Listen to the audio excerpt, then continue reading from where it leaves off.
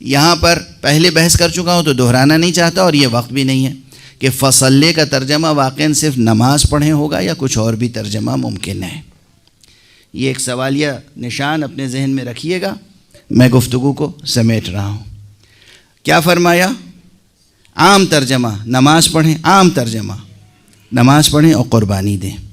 خدا کی قسم اللہ نے 2 چیزیں طلب کی تھیں، تو اہل بیت نے بھی ان 2 چیزوں کو اس طرح جمع کر دیا کہ 1-2 مرقع نہیں، نہ جانے کتنے مرقع تاریخ اہل بیت میں مل جائیں گے جہاں نماز و قربانی ساتھ ساتھ نظر آئے گی۔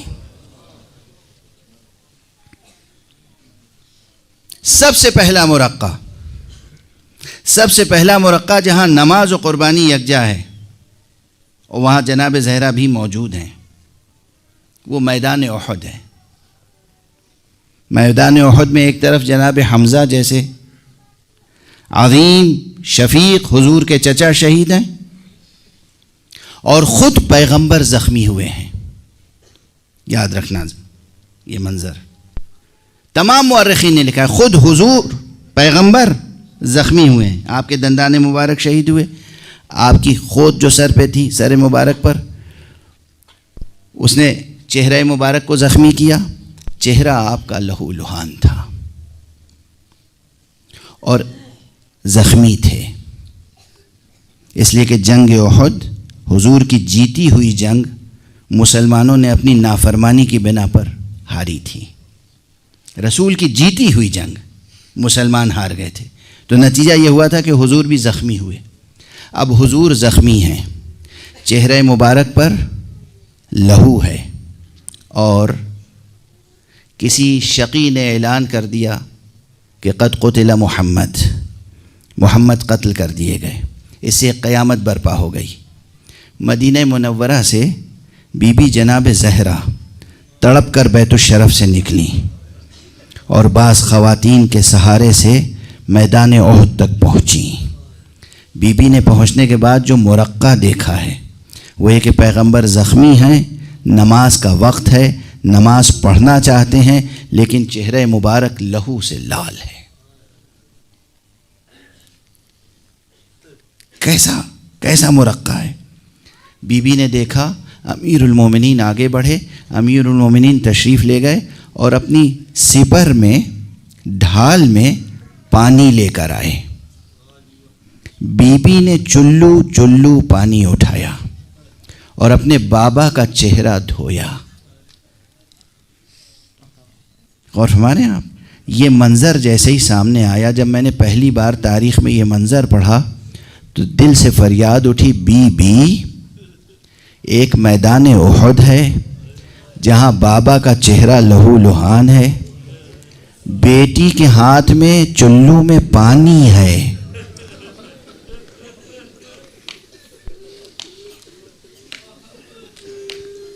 امیر المومنین سپر میں پانی لے کر آئے ہیں، چلو میں پانی آپ لے رہی ہیں اور بابا کا چہرہ دھو رہی ہیں۔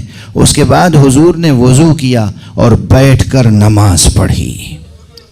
کیا پرہیبت منظر ہے، قربانی بھی ساتھ ساتھ ہے، نماز بھی ادا ہو رہی ہے۔ فصلی لربک وانحر، کیا عجیب، کیا عظیم مرقع ہے، جہاں قربانی بھی موجود ہے اور نماز بھی موجود ہے۔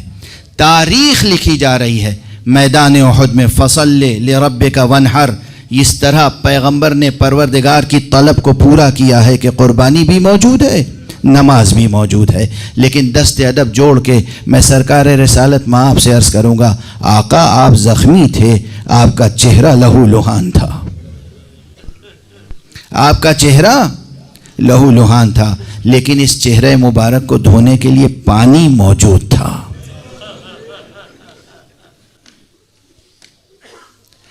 آپ کی بیٹی میدان میں موجود تھی، مگر بیٹی پیاس کی شکایت نہیں کر رہی تھی، بیٹی کے چلو میں پانی موجود تھا۔ آقا میدان احد کا منظر بہت کربناک ہے، بہت مظلومیت کا مرقع ہے، لیکن مجھے فوراً وہ میدان یاد آ رہا ہے جہاں ایک بیٹی ہے اور وہ الآتش الآتش کی آوازیں بلند کر رہی۔ باپ ہے مگر پانی فراہم نہیں کر سکتا، چچا ہے مگر پانی فراہم نہیں کر سکتا، جوان بھائی ہے مگر پانی فراہم نہیں کر سکتا، یہ بچی ہے اور پیاسی ہے، اور کیا عجب منظر ہے، ذرا دونوں مناظر کا مقابلہ تو کریں، کیا عجب منظر ہے، کس قدر المناک منظر ہے۔ ایک منظر وہ ہے جہاں بیٹی کے ہاتھ میں چلو میں پانی ہے اور بابا کو وضو کرا رہی ہیں، اور یہ کربلا کا میدان ہے جہاں وضو کیا، یہ میرا بہت 30 برس پرانا جملہ اس وقت یاد آ گیا، وضو کیا، میدان کربلا میں کوئی ایسی جگہ نظر نہیں آتی جہاں خون سے پاک خاک مل جائے کہ تیمم کیا جا سکے۔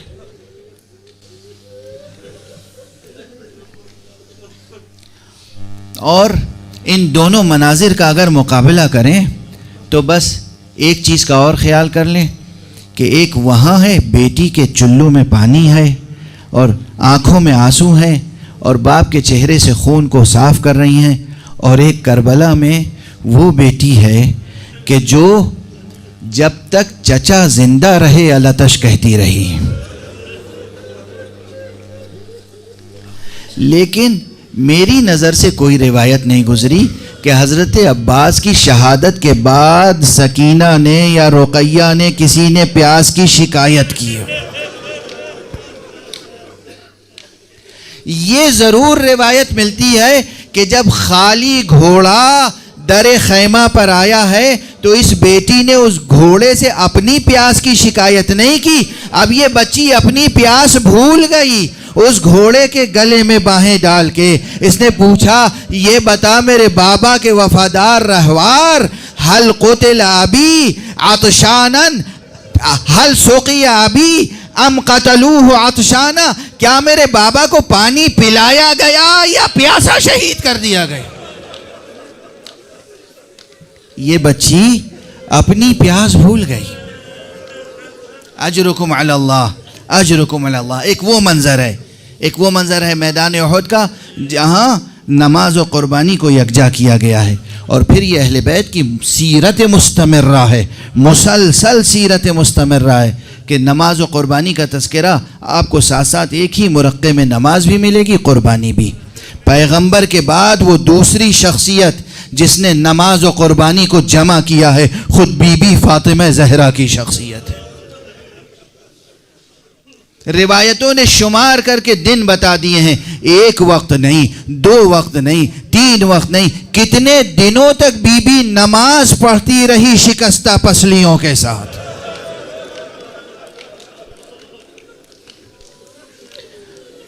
اور یہ پسلیاں کس طرح شکستہ ہوئی تھی؟ جو روایت میں نے ایک کتاب میں اپنی آنکھوں سے پڑھی ہے وہ روایت آپ کے سامنے عرض کر رہا ہوں کہ جب 1-2 نہیں 300 افراد کو لے کر ایک شقی ایسی لکڑیاں لے کر آیا جس کی صفت یہ تھی کہ وہ لکڑی جلدی بجھ نہیں سکتی تھی، اگر ایک مرتبہ وہ آگ پکڑ لے، اگر اس میں آگ لگا دی جائے وہ جلنے لگے تو پھر اسے کوئی بجھا نہیں سکتا تھا۔ خشک لکڑیاں خاص طور سے اہتمام کر کے وہ لکڑیاں جمع کی گئی تھیں، گویا پہلے سے منصوبہ تھا کہ مصطفیٰ کی آنکھ بند ہونے تو دو۔ اسی تقریر سے جس کی طرف کل میں نے اشارہ کیا تھا آپ اندازہ کریں، الا ایھا الناس من کان یعبد محمدا، اے لوگو جو محمد کی عبادت، کون تھا جو محمد کی عبادت کرتا تھا؟ اور ہمارے یہاں وہ سن لے کہ محمد مر گئے، کیا تقریر ہے، کیا تقریر ہے۔ یہ منتظر تھے کہ پیغمبر کی آنکھیں بند ہوں، پیغمبر کی شہادت کے اسباب انہوں نے فراہم کیے تھے، پیغمبر شہید ہوئے، اب اس در پر جہاں پیغمبر روزانہ سلام کیا کرتے تھے، آیت تطہیر کی تلاوت کیا کرتے تھے، اس در پر آگ اور لکڑی لے کر آ گئے۔ 1 نہیں 2 نہیں 300 افراد ہیں، 300 افراد ہیں، اور گھر کے چاروں طرف لکڑیاں سجائی گئیں،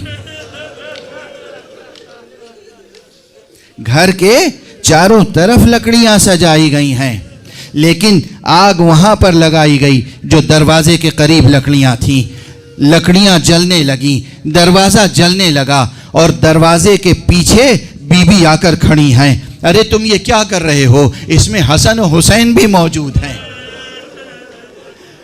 فرزندان پیغمبر موجود ہیں، کیا تم ان کے اوپر اس گھر کو جلا دو گے؟ جواب آیا ہاں ہاں ہم جلا دیں گے، ہم جلا دیں گے. اور آگ لگا دی گئی، دروازہ جلتا ہوا ٹوٹ کر گرا. بی بی دیوار سے لگی کھڑی ہوئی ہے، دروازہ بی بی کے سینے پہ آ کے گرا. ادھر اس شقی نے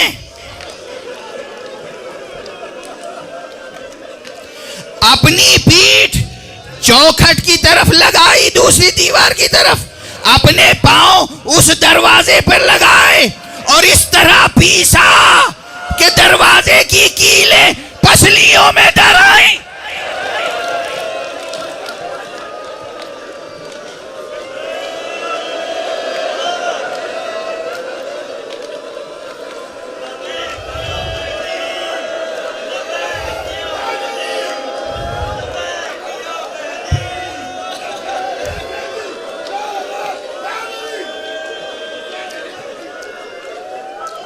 بس پروردگار آپ کو کسی غم میں نہ رلائے سوائے غم اہل بیت کے. پروردگار آپ کی آنکھوں کو غم اہل بیت میں کبھی خشک نہ رکھے. بی بی کی شہادت، بی بی کی مصیبت، بی بی کی مظلومیت، بی بی دیوار و در کے درمیان پیس دی گئی. بی بی تقریباً نیم غشی کی کیفیت میں گری زمین پر. آواز دی فضا کو، فضا میری خبر لینا. مگر ایک طرف محسن شہید ہیں، ایک طرف پسلیاں شہید ہیں، ایک طرف بی بی کو احساس ہوا ابو الحسن کے گلے میں رسیاں ڈال کر کوئی لے کر جا. بی بی نے اسی حالت میں آواز دینا شروع کی، کیا کر رہے ہو؟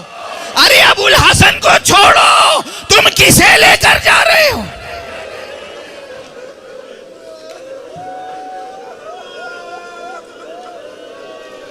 امیر المومنین کا گھر اجڑ گیا. اس مصیبت میں قیامت تک ہم ماتم کرتے رہیں گے. اور میرا جملہ، جب تک زہرا کو انصاف نہ مل جائے نہ ہمارا ماتم رک سکتا ہے، نہ ہمارا گریہ رک سکتا ہے، نہ یہ عزاداری رک سکتی ہے. اس درد کے ساتھ، اس علم کے ساتھ کتنے روز، کتنے دنوں تک، کتنی شبیں بی بی نے نمازیں پڑھی ہیں. فَصَلِّ لِرَبِّكَ وَانْحَرْ کہ کتنے مرقع سجا دیے تنہا زہرا نے. اور صرف واجب نمازیں نہیں، کتنی نمازیں شب کی پڑھی ہیں بی بی نے اسی شکستہ پسلی کے ساتھ. اور درد کو شوہر سے چھپاتی رہیں. کل غالباً اشارہ کر چکا ہوں، علی جیسا شجاع، علی جیسا صابر، علی جیسا بہادر، علی جس کے لیے لافتہ کا قصیدہ جبرائیل نے پڑھا ہے، وہ اگر زندگی میں کبھی بلند آواز سے گریہ کیا ہے تو بس 2 مواقع ہیں، اور وہ بی بی کے مصائب کے ضمن میں ہیں. جب بی بی کی وفات کی خبر ملی، گریہ بلند آواز سے علی نے کیا اور غش کھا کے زمین پر گر پڑے. اور اس کے بعد جب غسل دینے کی باری آئی تو غسل دیتے دیتے جب احساس ہوا کہ کیسا زخم ہے، کیسا علم ہو رہا ہوگا بی بی کو، کیسی پسلیاں ٹوٹی ہوئی ہیں، بلند آواز سے گریہ کیا. محرم کی مجلسوں میں میں ایک بات عرض کرتا رہا ہوں کہ لوگ ہم سے کہتے ہیں کب تک رو گے؟ ابھی خون حسین خشک نہیں ہوا ہے تو ہمارے آنسو کیسے خشک ہو سکتے ہیں؟